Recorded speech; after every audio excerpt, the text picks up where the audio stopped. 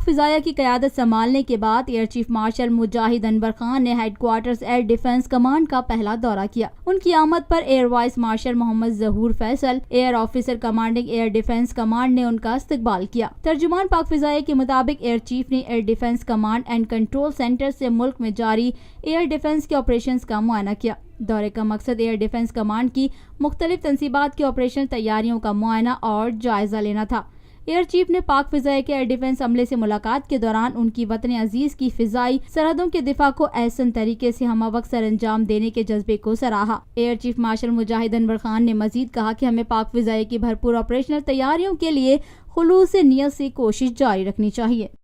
پاکستان میں پہلی مرتبہ حالات حاضرہ کے مختصر مگر جامع پروگرامز، خبروں، تبصروں کے علاوہ دیگر سماجی، تجارتی، ثقافتی، تفریحی، معلوماتی، مذہبی، تعلیمی، صحت اور بچوں کے پروگرامز صرف TNN TV پر۔